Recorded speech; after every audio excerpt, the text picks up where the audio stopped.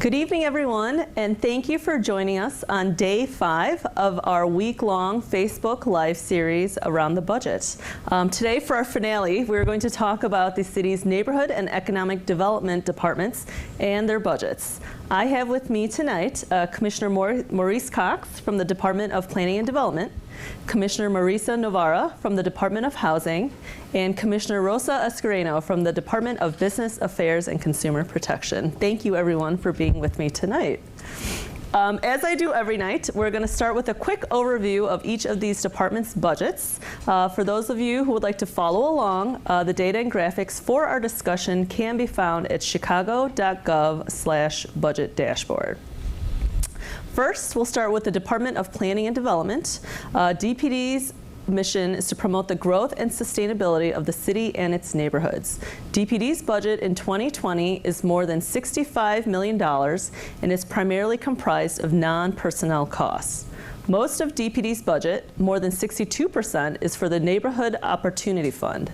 This fund is a special revenue fund, which means that the funds can only be used for a specific purpose.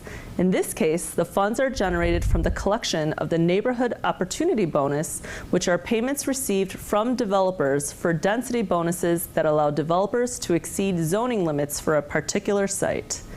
These funds are then primarily used for commercial development and job creation in neighborhoods where the need is greatest. Commissioner Cox, can you tell us a little bit about what DPD's mission is and how you utilize the Neighborhood Opportunity Fund? Excellent. Thank you, Susie. And I'm happy to report that as a result of last year's budget that included 10 new neighborhood planners, we have hired them all. And they are now dispersed over the entire geography of the city. And we paired them with 20 planners in our department, existing planners, who are now a part of a cohort of 30 neighborhood planners. And so every ward, every community area of our city is now served by a group, an energetic group of young professionals that include planners, architects, landscape architects, urban designers. And this allows us to focus on neighborhood regeneration in a way that we've never been able to do before. And so that dovetails into the Neighborhood Opportunity Fund, because the Neighborhood Opportunity Fund are resources that are generated from the center of the city and are dispersed into our neighborhoods on the south side, the southwest side, and the west side. And so as the downtown develops, the benefit accrues to neighborhoods. And this goes into the Neighborhood Opportunity Fund that allows us to support small businesses with direct cash grants to locate in neighborhoods and provide neighborhood amenities and hire neighborhood residents. And I'll be happy to talk more about that program, but it is working for us as we speak. Great. Okay, next up is the Department of Housing, which was created in 2019 to support access to affordable housing in all neighborhoods. In 2020, housing's budget is nearly $200 million, of which 95% is for non-personnel. The largest portion of the department's non-personnel budget is for housing development, including the construction and preservation of existing affordable housing. Commissioner Novara, can you tell us a little bit about housing and some of their investments in affordable housing? Sure. Thank you, Susie. So the Department of Housing exists to ensure that as many of Chicago residents as possible live in housing that is quality and that they can afford. And what we mean by that is our general rule of thumb is no one should be paying more than 30% of their income toward their housing costs. So we do that in a variety of ways. We support new construction and rehabilitated rental units. We support home ownership opportunities, and we provide essential repairs that allow people to stay in their home, like through repairs for seniors, roofs, porches, et cetera. And just to give a sense of the scale, over a 2-year period, 2018 to 2019, we supported about 1,700 affordable rental units, about 500 affordable units through the Affordable Requirements Ordinance. And every year, we support about 2,700 subsidies for very low-income households in units that are spread across the city with private landlords. And finally, one of our favorite parts about what we do is that we support workforce development in affordable housing. So we partner with local community groups to allow for particularly young men who need to learn a trade, are working on housing construction, and in the end, so we're both creating an affordable product at the end, but in the meantime, we're also helping young men to learn a trade and hopefully build their own wealth for their family. Thank you. And lastly, the Department of Business Affairs and Consumer Protection also plays a key role in supporting neighborhood development. BACP licenses, educates, and supports businesses across the city, as well as enforces regulations to keep consumers safe. In 2020, BACP's budget was $28.5 million. However, due to COVID-19, BACP has been administering new funding to support businesses impacted by the pandemic. Commissioner Escareno, can you tell us about the small business programs created in response to COVID-19? Sure, well, thank you. And yes, so our department is the regulator and advocate of businesses across the city. And we support businesses large and small, so everything from a mom and pop shop to a large corporation. We also oversee all of our public vehicles out in the street. During COVID-19, we have played an essential role because the closures came about and impacted the business community in a way that has never been done before.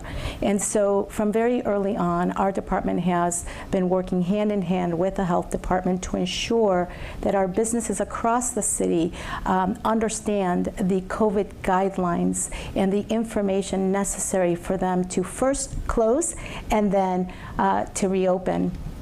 What's been important about working closely with the health department is that the health data does provide the direction as to how we continue to reopen. And so from the very beginning of COVID, what was essential and where the mayor stepped in a very aggressive way was to provide support to our business community.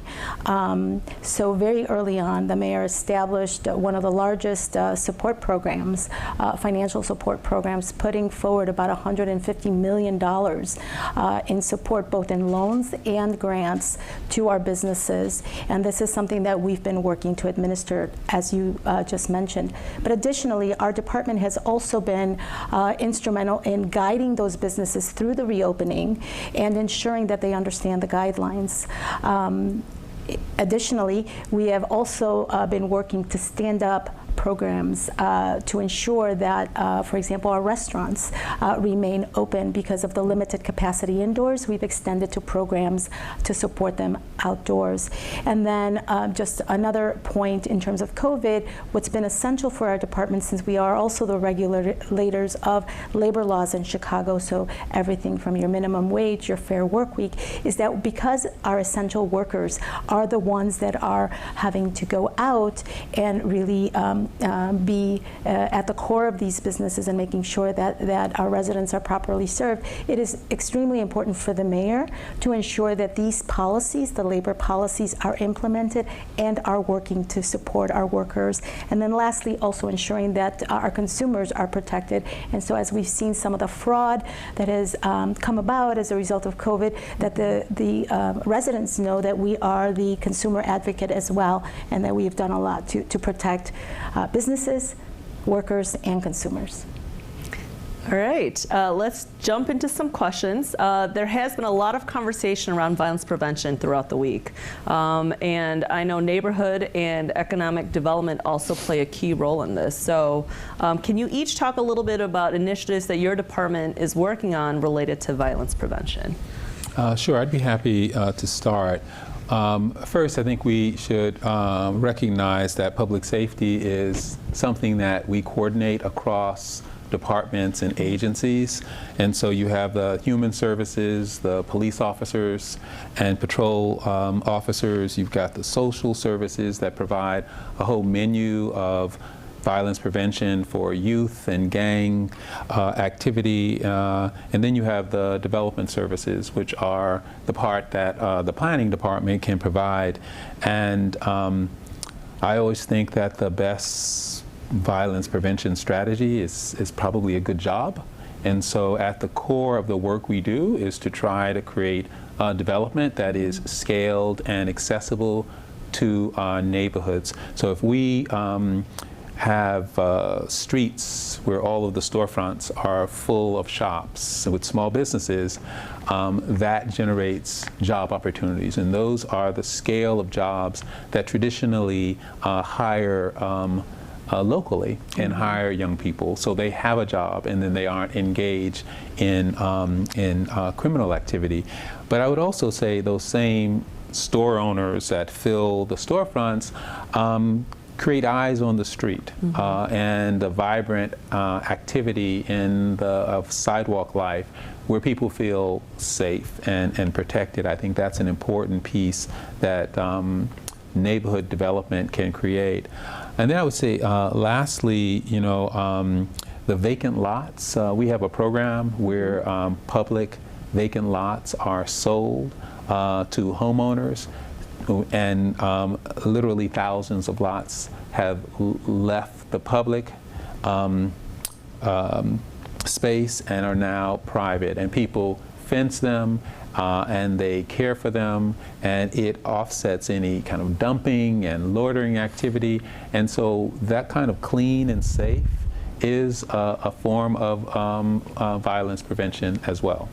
And I'd just love to say that I think that the big economic development then kind of boils down to the individual corridors and businesses that then we oversee. And so these economic development, the vision and the mission of how you create better neighborhoods is so key to then what we do, because we are then working with those individual business owners that these corridors are going to help become more vibrant. And vibrant neighborhoods goes to the core of I think public safety.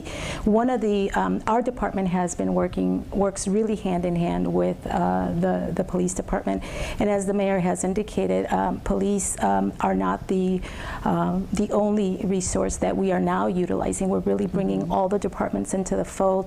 So last year, the mayor established, working with the police department, the business liaison officer. These are police officers that are established in each of the districts, the police districts, and those police officers then have a direct connection to the many businesses and the different corridors within those police districts. And then our investigators, we have a group of investigators that then works very closely with those business liaison officers, because when we are dealing with your problem businesses, a lot of our problem corridors where you may see some crime or litter loitering, we have laws in the books to address these issues, but we don't rely purely on police. So we then partner with them, and then we take on some of the responsibilities to ensure that those problem businesses are becoming much more responsible. So the business liaison officer initiative that the mayor established with the superintendent has been really instrumental to helping those corridors and working with our department. Additionally, our department works very closely with multiple departments. So we partner with the Chicago Fire Department, the Department of Buildings, the Health Department, and of course the Police Department, as we establish missions to address the different problems that we experience in the different commercial corridors. during COVID-19, we actually established an enforcement task force that was put together to address many of the issues, specifically around the large gatherings that have become extremely concerning in terms of the spread of COVID. But those missions that were established for COVID are actually just were already in place prior to. So these partnerships are so essential to ensuring that our officers are actually focusing on the crime and that we're stepping in and aiding in other areas of public safety that is of concern for the community. And then also just in terms of COVID and beyond, we have, our enforcement teams have stepped in to ensure that the businesses understand the rules, the guidelines, and we've made thousands of calls to our businesses so that they understand the guidelines in advance of us having to do a physical visit and then enforcement. And then we're also established a Chai Biz alert, which makes sure that the businesses are receiving alerts from police and us whenever there are issues of concern, whether it's civil unrest or even the spread of COVID, so that we're keeping in direct contact with those businesses. The idea, Susie, is to ensure that, again, we're addressing public safety from a very unique perspective and that it's not all about the police department doing all the work. Great. Oh, yes, and housing. Sure. I think, Susie, when it comes to housing, I really think history, it matters to talk about our history a lot. And so I'll go back to 1916 with the start of the Great Migration, and when Black Southerners began to move to Chicago, they were segregated heavily, first on the South Side, later the West Side, which then allowed for a lot of investment to be made clearly in some parts of the city and disinvestment in others, in those places. And we still, as a Great Migration legacy city, we still deal with the byproducts of that today. Violence is certainly one of the byproducts of that disinvestment. So I think one of the things that you see out of this administration is a real commitment to not only not continue any of those patterns, but to be aware of what are we enacting today so that we're not recreating it. And you see that with the creation of the new chief equity officer role, right? And specific to the Department of Housing, we are taking a racial equity lens to the policies that we enact. So we're doing a racial equity impact assessment of the way that we distribute low-income housing tax credits. We're analyzing, before we put out another one, we are analyzing what have been the impacts of this by race and by geography to date, and are there things we need to change because we may be unintentionally recreating some of the inequities that have led to lots of the challenges that we see in the city today.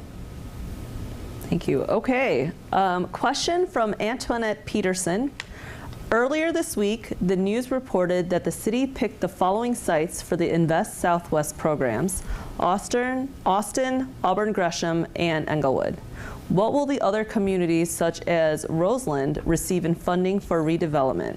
This community has gone without for such a long time. You can send that question over to Commissioner Cox. Mrs. Peterson, I'm thrilled with the question and happy to be able to assure you that help is on the way, that the Mayor's initiative, Invest Southwest, includes 10 community areas in the South and West Side, of which Austin, Auburn Gresham, and Englewood were the first where we were able to release a solicitation for private developers on specific corridors in those communities. The response to that has been overwhelming in terms of communities' interests, and the communities have been at the table with us in our monthly roundtable discussions about the development that they would want to see. And so increasingly we're hearing from other community areas saying, when are you getting to our neighborhood? And so we are accelerating the process of releasing the next set of RFPs, which will be in North Lawndale on Ogden, in back of the yards, 47th and Ashland, and Bronzeville, and Roseland. And so we are looking at the Commercial Avenue corridor, and we hope to create an opportunity for a dynamic, pedestrian-oriented, mixed-use opportunity to redevelop there. So that's an important piece, and we are going to release these RFPs every 3 months until we have cycled through every community in the Invest Southwest portfolio. So I'm just thrilled that we will be in Roseland, and I suspect that Mrs. Peterson will be on those roundtable virtual meetings. Excellent. All right, question from Marcia Shannon Jones.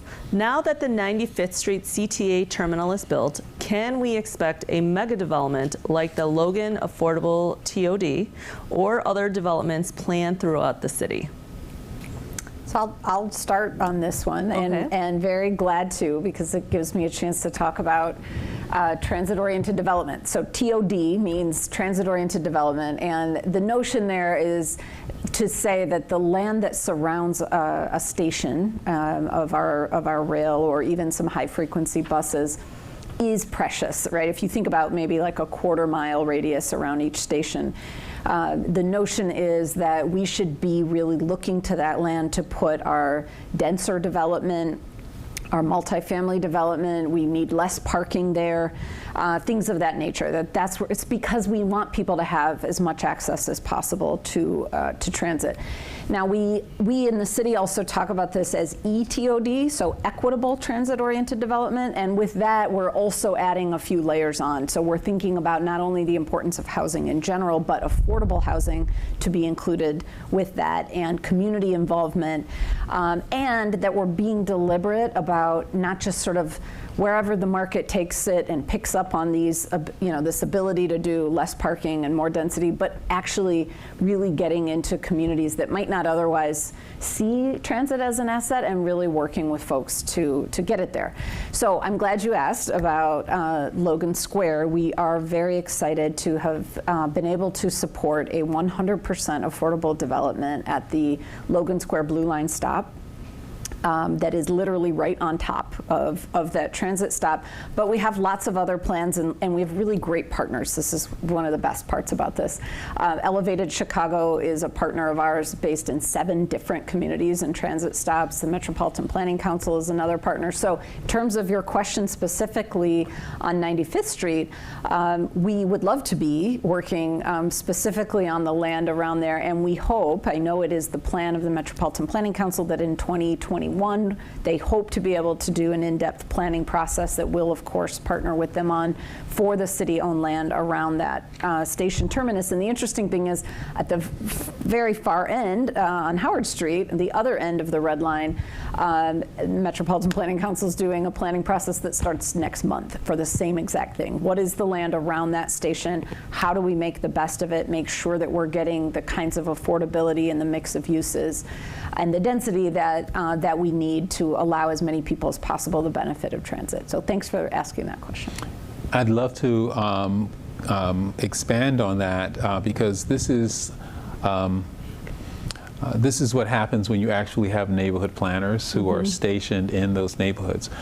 We have a young architect, Jasmine, who works with the coordinating planner, Erica Selke, that have been looking at the entire corridor of 95th Street from the CTA terminal all the way to the 95th Metro stop, looking at all of the available parcels that could be reused, the commercial properties there, and to have Chicago State University at the table as well, so their parcels that are out facing onto 95th Street really represent a new opportunity. So we are going to write a grant to CMAP to get the technical assistance to fund that study, and we will convene residents and stakeholders of that group to look at what the vision of that street could be, not just the CTA parcel,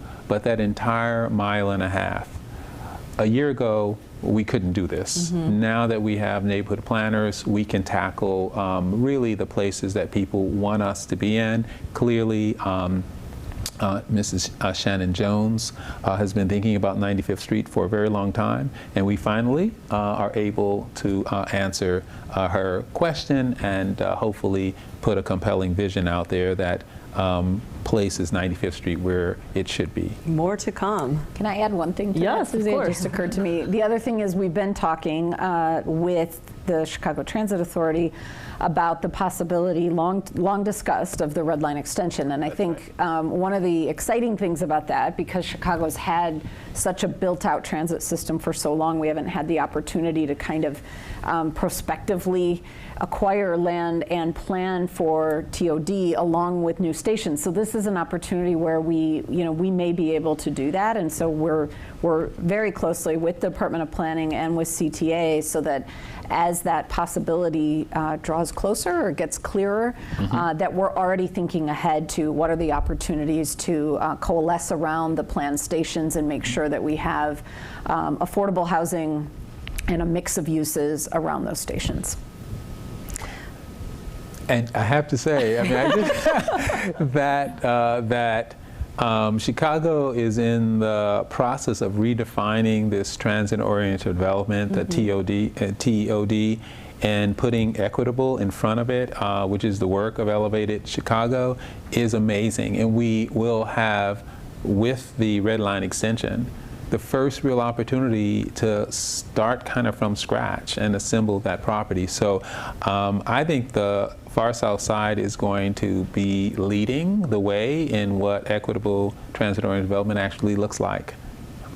Exciting. Yes, I'm excited. And we have, in partnership with Elevated Chicago, we have a new plan coming out very soon about the ways that the city will be approaching equitable transit-oriented development. So lots to come on this topic. Lots to come on ETOD. Yes. There you go. All right. Well, related to this question, there's been a lot of interest in ways the city can promote neighborhood development while preventing the impacts of gentrification. And I know that gentrification has come up a lot. So Commissioners Novara and Cox, can you talk a little bit about that? I'd be happy to start. Yes. Because we spent quite a bit of time starting last fall. So almost a year ago, I'll give a couple examples of ways that we've done this. We partnered with folks in the community of Woodlawn. Many of you know that the Obama Presidential Center is slated to go in Jackson Park, right at the east end of Woodlawn, and there have been concerns about rising property values and that may continue, and if it continues, would displace some longtime residents there. So it was important to us, it was important to this administration that we did not just sort of watch and see, but that we dive in and say, okay, no, we know that a major investment is coming. How do we proactively partner with this community to make sure that everyone who lives in Woodlawn right now can stay in Woodlawn, and that we're proactively planning for more residents as well, and different populations. So we set about that work over the past 9 months, and we have an ordinance that's moving to council for final approval this month, which would provide a suite of investments and programs and packaging that would allow exactly that, would provide for longtime homeowners, would provide for new very low-income rental housing, as well as middle-class home ownership opportunities. And that's the range of things that we heard from people in the community that they wanted. Similarly, we're in the same kind of conversation in partnership with the Department of Planning across Pilsen and Little Village, with 4 elected officials across those 4 communities, to make sure, as we've seen some signs, definite movement here on the east side of those communities in Pilsen, that we're doing what we can proactively to make sure that folks who live there now can stay, and that we're supporting people in that way. And so those are a couple things that we've put in place, and I think it's, I'll note that in both cases, Pilsen Little Village and in Woodlawn, we have a measure, longtime homeowners, we have grants for longtime homeowners to be able to fix up their home and stay. And I think one important thing to note is, when the 606 was enacted on the north side, the city put those in place about 5 years after the trail opened, after we had already seen a lot of impact from that investment and that amenity. And in this case, we have dollars set aside for that particular example already ahead of, in the case of the Obama Presidential Center, ahead of the possible Paseo Trail. So we're trying to move in a much quicker, more proactive way. Yeah, I mean, this is a complex one because gentrification is serious and it's real, and we can identify it very easily. It usually starts with demolition that then leads to displacement, and it's generally there's a replacement. And so when you start seeing smaller structures being demolished, as we've seen in Pilsen and Little Village, over 90 structures were demolished, and they were all replaced. They displaced existing families, and they were replaced with people who were not from the neighborhood with bigger structures. So one of the most effective tools we have to offset gentrification is to stop the demolition, which for us, we have to create a historic district. And there is a proposed district in Pilsen. So the beauty of these districts is that they force the applicant to hit pause, convene the community, have them justify that this structure needs to be demolished, and then we get to push back on that. And so it's one tool of many tools that we have to push back against gentrification that leads to this kind of displacement. So as Commissioner Novara said, there's a housing piece, so you can do the infrastructure improvement, but you better have a menu of housing strategies accompanying it. So our departments have been working closely to both stymie the demolition and then reinforce the affordable housing strategy so that they happen in tandem. But we want our neighborhoods to regenerate. We want our neighborhoods to grow, but we want them to grow inclusively. And we can do that by using all of the tools available to us to offset the consequence of this new investment that we are actually trying to generate. If I could, Susie, just one point on this, because I think it's something, the contrast of this is something that both our departments spend a lot of time on, which is displacement occurs in many ways. Sometimes it occurs through gentrification, which is when higher income people move into a place and we see longtime residents can no longer stay. But displacement can also occur through disinvestment, and we see that also in lots of parts of the city. And so it really falls on us to be focused on both of those forms of displacement, because they require different solutions. And so we've really got to not only talk about or work on one of them. Well, the irony is that I think that's a very good point, because there are neighborhoods on the south side and the west side that have effectively, people have been displaced because they did not have a robust economic regeneration in their neighborhood. So they left. So we are losing families because there is not a robust and inclusive economic redevelopment. And so that's in part what the Mayor's Initiative Invest Southwest is about. And then the other side of that is, a neighborhood that is within the line of fire of the market, that is pushing in their way and demolishing those buildings and replacing them with others. And we have tools available to us to stop that. And I feel an obligation to use all of the tools in the toolbox so that people who have historically lived in those neighborhoods can continue to live in them and reap the benefit of the economic regeneration that's going on in their communities. Absolutely. Okay.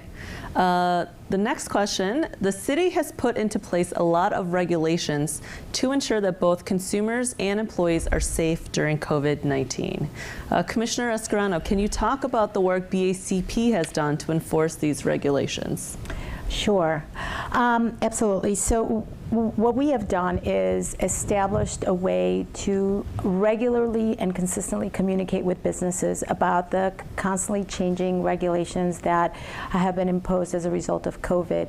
So as I indicated earlier, we have established an ongoing dialogue with our business community via direct phone calls as well as direct emails and webinars to ensure that they understand the regulations, because this is a constantly changing topic. It could be every other week, depending on the cases, depending on the surge of cases and the areas, the regulations change. So that communication becomes extremely important. So we've held numerous conversations to ensure that by the time we then get the complaint, they have to show up, we know that we have done a lot of due diligence in informing the business community. We have also ensured that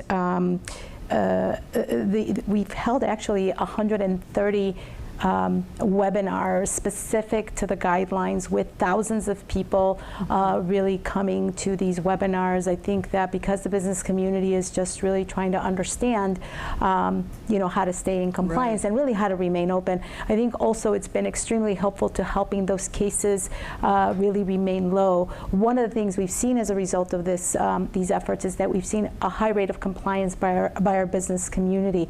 However, there are scenarios where we have still seen a very small number of businesses that are not following those guidelines and are really putting the community, their employees, and their consumers at risk. And in those particular cases, we do have an enforcement mechanism. We respond to all complaints. We received, I want to say about nearly 3,000 just since September. And so we do address every single complaint. And this is purely on COVID. And so we've developed a task force to make sure that we're addressing the bigger issues, so the large congregations of, in cases 50, 100 people just congregating randomly and really becoming a problem in our communities. Importantly, to this effort, in terms of the public safety and ensuring that we're supporting our employees, is that the mayor's landmark laws like minimum wage that actually became effective this year, as well as our Fair Work Week and our paid sick leave. All of these are laws that had implementation timelines that were effective as of this year. Again, talking about our essential workers who depend on earning a decent wage and making sure that they have the schedules and the notification of schedules. It was extremely important to ensure that we're working with the business community during this time, because we want to make sure that our workers are protected and that the laws that we've put in place under the mayor's leadership, that those are being adhered to. Also, the paid sick leave becomes an important element at a time where employees may need to take time off. So we are certainly ramping up our review of a lot of those complaints. And then just recently, the mayor also established an anti-retaliation law, so that any employee who feels that they are somehow retaliated in case they want to take time off because they don't feel well, or if they have COVID symptoms and somehow they are being told that they can't take sick time off. All of these laws are in place. We are doing a heavy review of the complaints that we are receiving. And again, I just want to say that our business community has been extremely compliant in most cases, but we do have some outliers where we do have to step in and implement the enforcement. Also, I mean, I think that because of the strong enforcement in the event where an employer or a business is not complying, is punitive, we do work with those businesses to make sure that they understand and that we can work with them. And if we can work with them, we can certainly ensure that those penalties aren't as punitive. But again, we want compliance because this is a very serious issue at this time. Commissioner Novara, can you talk about how the resources the city has made available to protect renters and homeowners in the pandemic, and also talk about why the city does not implement rent control? Sure. Why don't I'll tackle the second question first, and then talk about the resources for the pandemic, because that's a longer answer. Why the city does not implement rent control: there's actually no city in Illinois that can implement rent control because we have a statewide ban on rent control. So to the question about resources for the throughout the pandemic, you know, right away in March, when this became evident that we were going to see massive income loss, our team got together and figured out a way to use our own Department of Housing funds to get rental support out the door. So we put together $2 million of our own dollars. We didn't know how long it would take before we ever would get federal money, and so we didn't want to wait for that. So we began with $2 million of our dollars. We helped 2,000 households to be able to pay their rent right away. We also, our staff created a resource for our existing affordable housing, so that as they may be losing rent or have additional cleaning costs or anything related, they can come to us for a grant and we can help them stay in good standing, because we don't want to lose any existing affordable housing that we already have. Then more recently, we worked closely with you on federal dollars, and we were able to do a much bigger effort. So $25 million, we had $20 million between federal, private, and we even raised some money from regular old Chicagoans. We said, you know, if you have not lost your job, one way you can help people who have is to contribute. Between all of those sources, we were able to put $20 million out the door to help people pay their rent, both through the city as well as through about a dozen community-based organizations that have been helping people who whose first language may not be English, who may not work through a banking institution, things of that nature. So between all of those, we've been able to move those dollars out the door. We also have some money for mortgage assistance through neighborhood housing services, as well as some dollars to help provide pro bono legal assistance for people facing eviction when the eventual moratorium is lifted, as well as in the meantime things like lockouts, which I want to stress, lockouts are illegal. We've seen increased reports of them because you cannot evict right now. We're concerned that we may see more landlords locking out tenants rather than evicting them. That is illegal. You can call 311 and file a report. You should, and there's redress for that, and we're lining up help with pro bono attorneys for that. There are calls for the city to end Tiffs for large developments. We talked about this a bit during Monday's budget town hall, because that topic came up. But Commissioner Cox, can you talk about how DPD leverages TIF and some of the outcomes related to that? Sure. Well, I certainly would hate for the call to do away with TIFs doesn't happen right when the mayor has marshaled $250 million of it to go into neighborhood developments to fund Invest Southwest. And it is public dollars that go to leverage private development. And so many of the things that we want to see happening on our commercial corridors and neighborhoods, that those public resources are going to allow the mixed-use development that we are seeing happen. But in large, some of the larger sites that we've seen, whether it's Lincoln Yards or 78 or Maurice, those are not going to fund the private development. Those dollars are going to fund the public infrastructure that's needed to unleash the private development. So the creation of the street grid, the bridges to access the property, transit facilities. And so the private developer is building that for us, and then we will reimburse them once they've spent those dollars. And I think that's really important. So the private development that will come up as a result of the infrastructure they're paying for that. Right. We're not paying for that.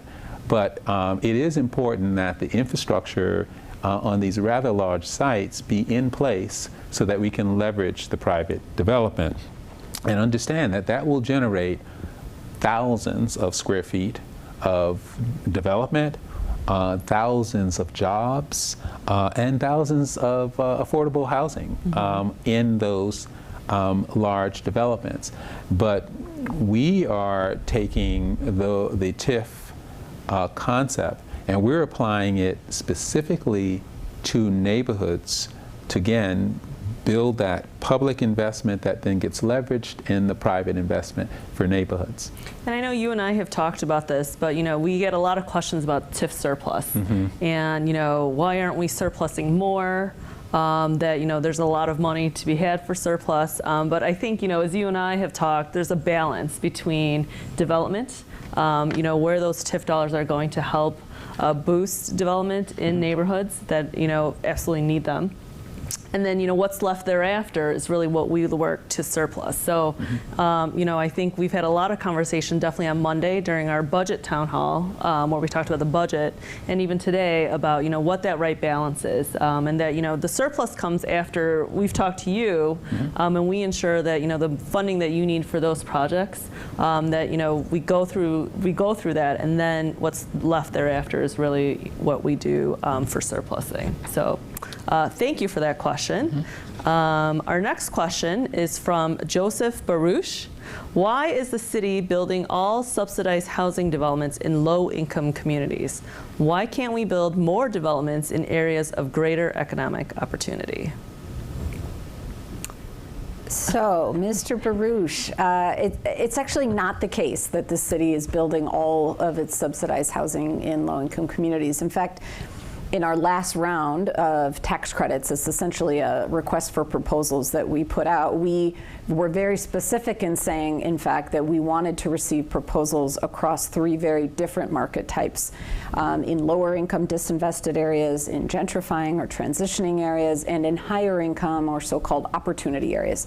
And in fact, we did receive applications across all 3 of those, and ends up being that about 40% of the units that resulted from our selection are in higher income opportunity areas. So I do just want to note that's something that we are attentive to balancing, but you are correct that if you look over time, the bulk of our affordable housing is on the south and west side, and there's several reasons for that. One is that there's a much higher cost of construction in where it costs a lot more to acquire land. And the other is that in our more opportunity areas or parts of the city, there's just a lot less city-owned land. And so when you have to acquire land, that adds to the cost of development. So those are 2 factors, but I don't want to only talk about those, because the additional piece of this too goes back to the fact that up until now we have never had an expectation that all communities should contribute to the city's affordable housing needs, or that it would be a good goal to have an equitable distribution of affordable housing, and that's why, in fact, you see in many cases we don't. There are some community areas that have next to no affordable housing, and there are some that where that's the vast majority of its housing. So that's something that the mayor and I are very aligned on addressing. It's something that we've not been clear about that expectation in the past, but it's something that we very much want to address. We want to try to get as many questions as possible, so we're going to go through a few in a rapid response. So let's see what we have next. Is a question from Philandria Robinson. Is there any way restaurants can rent or barter to use heated greenhouses in the winter to set up bubbles that contain so many table setups and a heated bubbled walkway for servers connected to the restaurant? I'm going to send that over to you. Well, Ms. Robinson, we certainly appreciate this question. I think what you're talking about is how do we continue to support our restaurants and businesses, especially as we know Chicago winters could be a bit harsh. So I want you to know that that is something that we're absolutely thinking about. I think that your ideas are certainly welcomed, but it is certainly top of mind for all of us. As you know, our expanded outdoor dining program has been extremely successful, which has allowed the businesses, and specifically restaurants and bars, to be outdoors. And so we've, in record speed, the city has become extremely nimble and really helped to quickly stood up these programs. So the next phase is, as you know, the mayor rolled out a competition to have these ideas come our way. And our goal is to continue to look at ways that we can support restaurants and businesses through these winter months. And so certainly love your ideas, but we'd like them to come through a process that we can actually then implement. So definitely taking note on what you're providing. And our number one goal right now is to continue to support our businesses through the winter months, because again, this is about employing our residents and making sure that they're important to our economic engine. So businesses, our goal is again to support you during this time. So more to come. I'm excited to hear. Yeah. I would love to add, I mean, it's not winter yet, but there has been a wonderful effort to help businesses on the south side and the west side that are also trying to reopen and dine outdoors safely.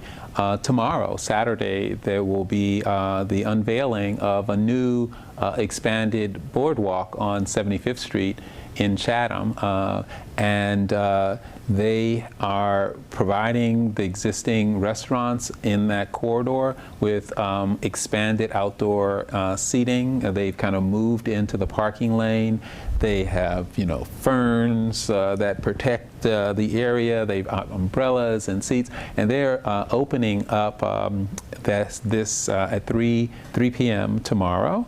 And so there's a real effort to have equity in how restaurants reopen and hold on to their customers. But I love the creativity of the suggestions she's had, and I think we've all been in communities where they have these heat lamps, and right. You come to the restaurant and they give you a blanket. I mean, there are really creative ideas about how to expand the season, and so I think we're going to see some of these creative ideas. I mean, I definitely can't wait to hear what ideas we get for outdoor dining in a Chicago winter. Absolutely. I'm very excited too. But if I just may add to exactly what Maurice or Commissioner Cox is saying, I think Chicago is actually, just in being nimble and really quickly standing up ways to support businesses. We have one of the largest expanded outdoor dining programs, I think, throughout the country. So right now we have about 350 restaurants that are participating in exactly the type of concept that Commissioner Cox just laid out.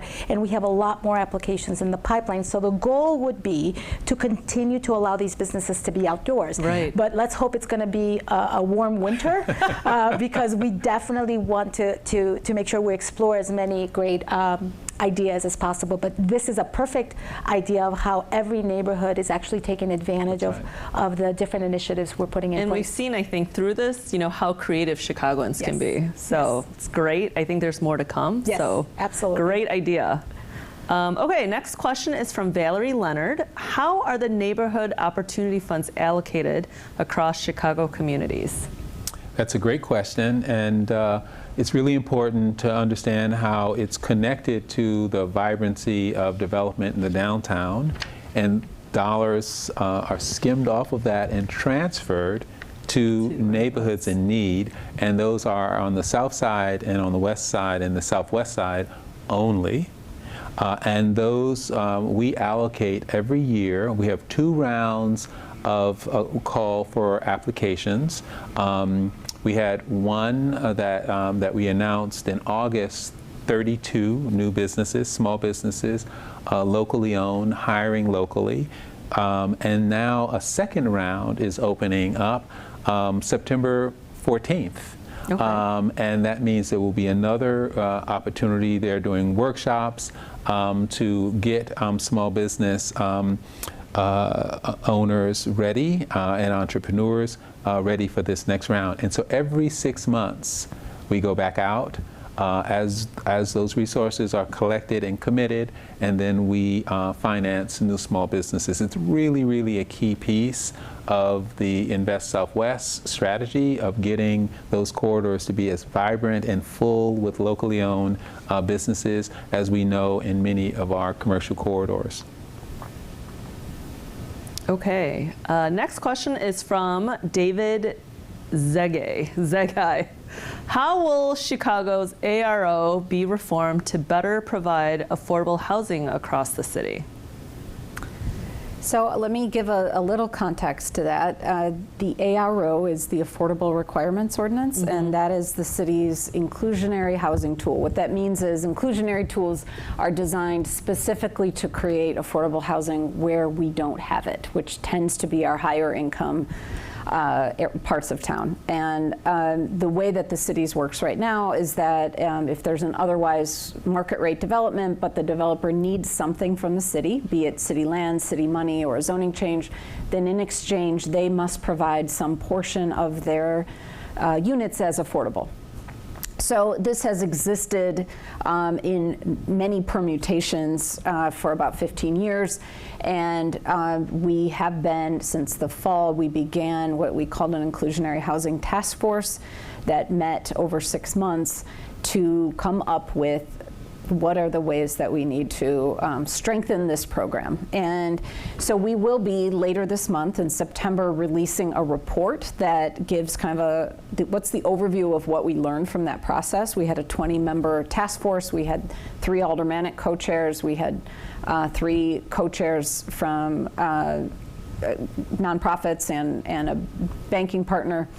And through that process, we have a series of things that we want to look toward. From the report, then we'll begin, we'll have a public comment period, we'll have a hearing, and we'll begin to draft an ordinance to get at that. But I do want to stress, because this is actually, I think, in the same way that you may hear a lot, Commissioner Cox, about TIF, I hear the most about the ARO, and it is probably the most misunderstood tool that we have, because in reality, the ARO's intention is to focus units where we don't have them in number, and that is in our higher income parts of the city.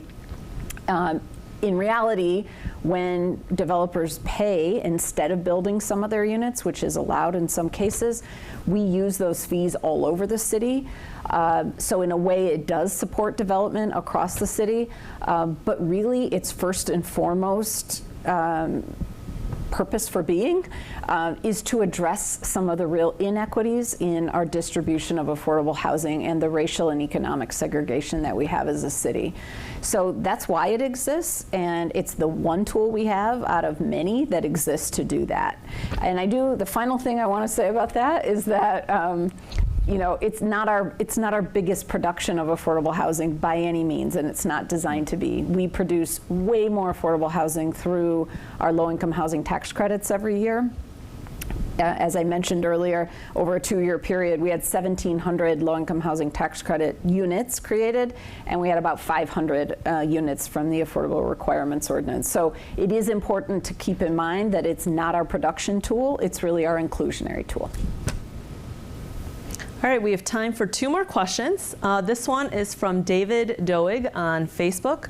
What's the plan to repopulate the south and west sides? I have heard nothing about building new homes, even though the mayor has made adding 300,000 new residents to the city.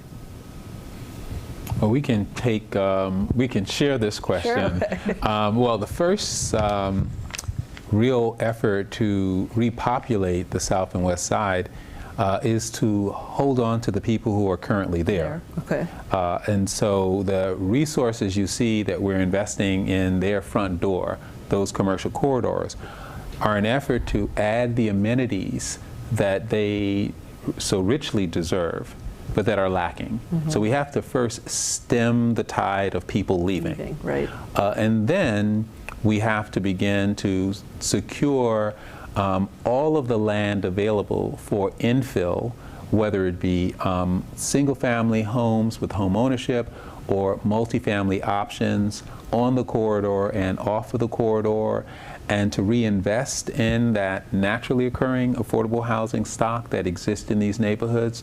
So I think we can do both and, but the first is make sure folks have a reason to stay, Right. and then come right back with more rooftops to support those businesses that we're trying to entice to stay and to locate on those corridors.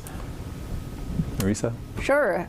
Well, I have a range of answers, and I'll start with one that David Doig knows well, because we invested with you, David, in a grant to rehab 30 historic row homes in Pullman. So that's one example of buildings that are beautiful historic row homes that have sat vacant for many, many, many years and needed a boost to bring those back online with local homeowners that can be part of that community. That's one example. Another one that we're bringing back as part of our Woodlawn package is a program called Renew Woodlawn, where we are again rehabbing existing housing stock, and when we rehab it, we are able to get it back out the door at much lower prices than new construction. And so that's an example where we took another example of existing housing stock where we're pushing home ownership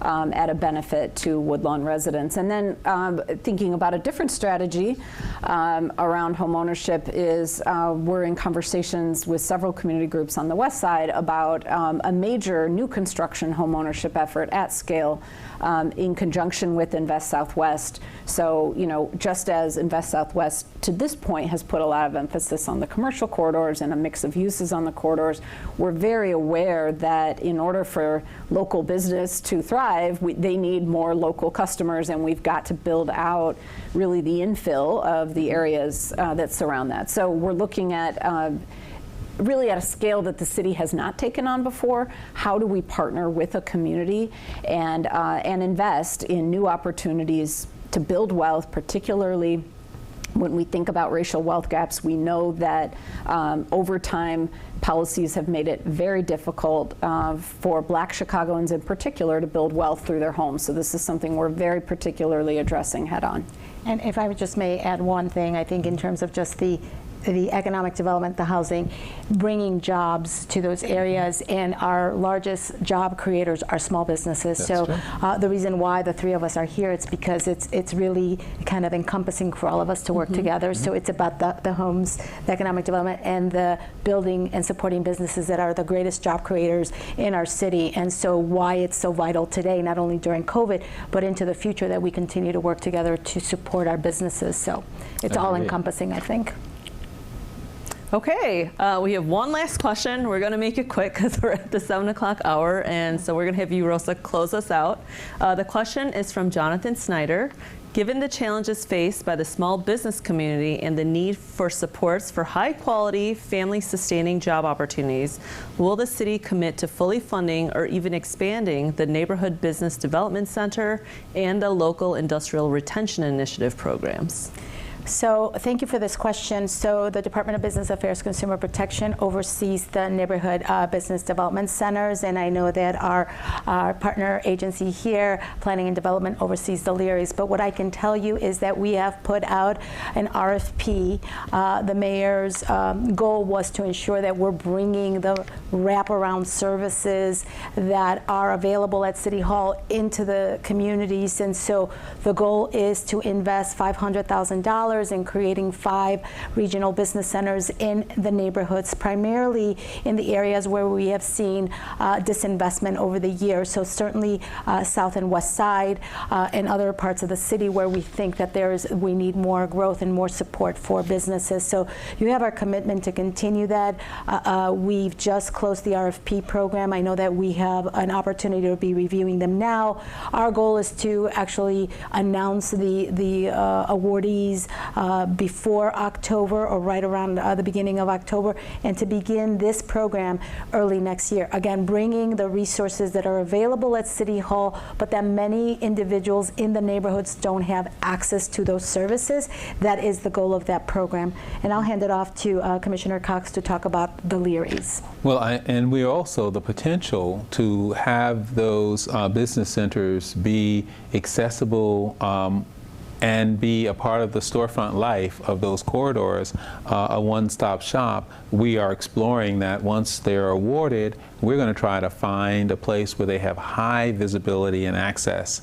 And of course, we also nurture the industrial clientele that through a whole host of programs that are often kind of back of the house needs, but that program is very, very robust, doesn't have a central location. It tends to be in just kind of necessity of reinvestment through a host of programs.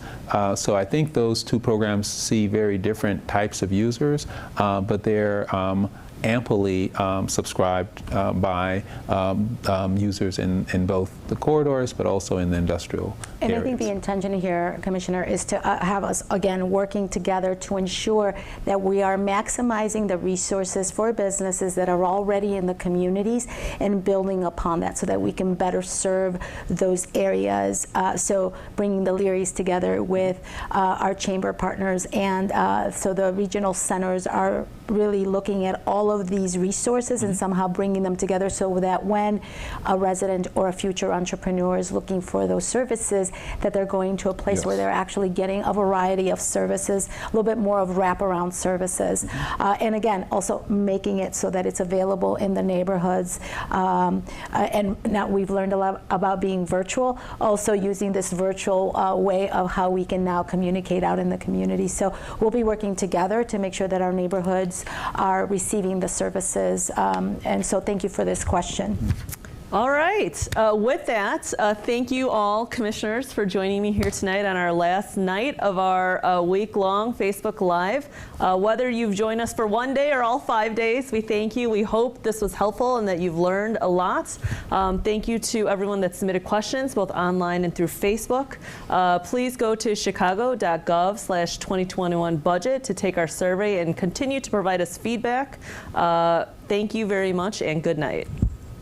Thank you. Good night. Thank you.